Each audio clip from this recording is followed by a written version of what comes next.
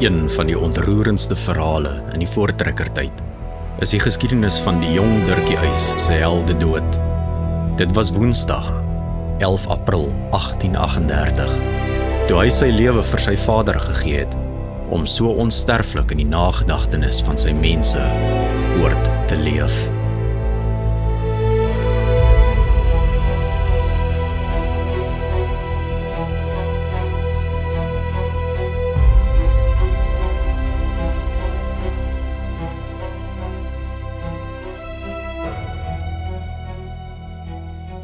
'n Seun jaag met 3 burgers deur die veld, teen die skuinste van die koppie langs, met die rietspruit agter en die dongas en die ongelyktes voor. Dis Dirkie Uys, seun van kommandant Piet Uys, en sy vader het daar op die wal van die rietspruit agtergebly. Hoe het dit dan tog gekom? Vanoggend, gister, eergister was alles so anders. Saterdag het die 2 kommandos uitgetrek, 374 ruiters, met nog pakperde vir bykomende ammunisie en voorrade, en kommandante Uys en Hendrik Potgieter vooraan. Van ander kant die Drakensberge het hulle hier na Natal toe gekom, om hulle medetrekkers te help toe die noodroep hulle bereik het, na die moord op hulle leier, Piet Retief, en daar die donker nag, toe die Zulu-leer in een verskriklike aanslag onder man en vrou en kind gemaai het. Hulle sou die strafkommando wees om Zulu koning Dingaan te gaan terugbetaal vir wat hy gedoen het, en hulle het goed gevorder, tot 'n paar uur te perd van sy hoofstad af. Nou is dit Woensdag, en hulle het in een slag die vlugkommando geword. Vanoggend het hulle die Zulu's se spoor gekry. Gretig het die kommandos aangedruk, en spoedig die impies gewaar. 'n Groep teen die hang van 'n lang, hoë heuwel, en ander onder op die vlakte. "Waar wil jy slaan, neef?" het kommandant Uys vir kommandant Potgieter gevra. "Op die vlakte," het kommandant Potgieter dadelik geantwoord, en versigtig het hy en sy burgers wegbeweeg, sniffel, sniffel in elke mielieland, om seker te maak dat daar nie dalk van die vyand skuil nie. Met verspieders in elke kloof op, om eers te gaan kyk. Maar kommandant Uys gee sy perd die teels en roep, "Kom burgers!" Toe storm hy met sy manskappe agterna, en Dirkie ook. Dan is hulle nog net 50 tree weg. Hoe sit die Zulu-krygers nie ingeryg nie, ry op ry. 2 regimente, een na die ander, skuilend agter hulle skildvelle. Die burgers spring van hulle perde af en lê aan. Die eerste sarsie val, en die voorste ry swartkrygers tuimel. Die rye wat nog staan probeer vertwyfeld 'n paar werpsassegaaie tussen die aanvallers inslinger. Maar hulle is nie in 'n oop geveg bestand teen die geweers nie. Wat daar nog van die 3000 oor is, draai om en hardloop. "Op hulle spoor, burgers!" roep kommandant Uys, maar dit is nie eers nodig nie. Wild en vry teen die heuwelhang langs, af na die vlakte, op in die klowe jag hulle die vlugtende vyand. Die jaande burgers verdeel in groepe, die groepe in kleiner groepies. Dis waarvoor hulle gekom het, om Dingaan se mag te verpletter. Dirkie Uys bly by sy vader se groep. Lion skiet saam met die ander, en die oorwinningsroes maak hom lighoofdig. Maar sy vader, die kommandant, moet sorg vir sy manne. "Genigtig!" roep kommandant Uys skielik. "Kyk daar die 2 Malans!" Die Malan-neefs het in hulle waaghalsigheid heeltemal van hulle makkers af weggebreek, en hoog teen die heuwels tussen 2 bosryke klowe beland. Dit kan doodsake wees as die Zulus hulle daar afkeer. "Wie kom saam met my?" roep die kommandant. "Ons moet die 2 daar gaan afhaal." 15 burgers volg hulle leier. Die Malans word gewaarsku, en nou, skielik lewe dit in die klowe van Zulus. Die swart krygers is om en tussen hulle.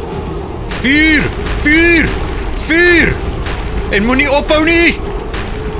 Maar daar raak iets met die vuursteen van kommandant Uys se voorlaaier verkeerd, en hy hou 'n oomblik stil om dit reg te maak.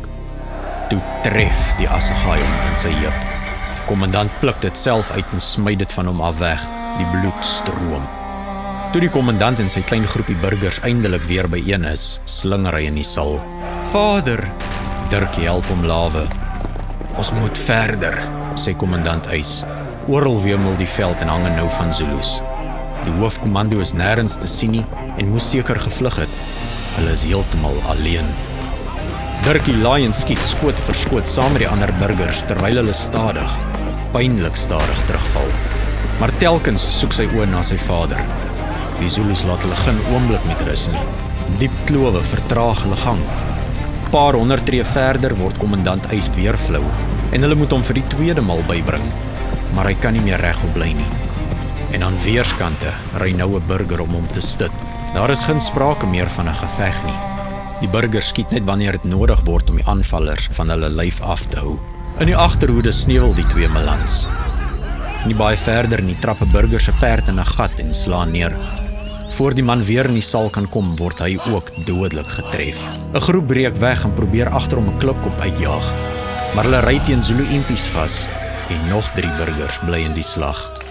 2 ander raak afgesonder. By kommandant Eis is nog net 3 burgers oor en Dirkie. Hulle kom by 'n rietspruit en daar is ook Zulus, maar die groepie druk deur.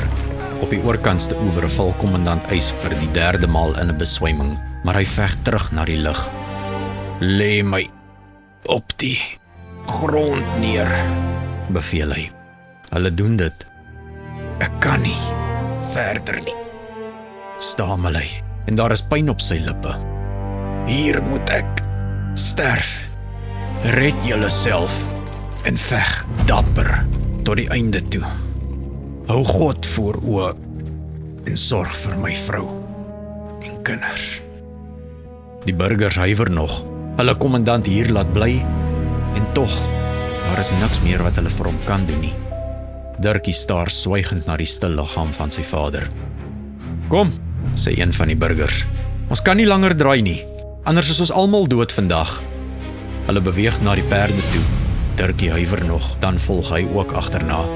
Maar hy kan nie sy vader sommer so vergeet nie. Hy kyk agtertoe, weer en weer. Toe hy omtrent 100 tree weg gesien het die Zulus op hom afstorm. Die kommandant moes die gedruis en die geskree gehoor het, want hy lig sy kop. Hy lewe nog. "Nee, vader!" In daardie oomblik vergeet Dirkie sy eie liggaam. Hy weet net dat hy by sy vader moet wees. Met een swaai pluk hy sy perd om en jaag terug na die dood toe, maar met sy hart in hom. 3 swart krygers val nog voor sy geweer, maar dit gaan stadig met die ou voorlaaier, toe hulle op en oor hom. Dirkie Eis het sy lewe vir sy vader afgelê, al het hy geweet dat daar nie vir hom redding kan wees nie.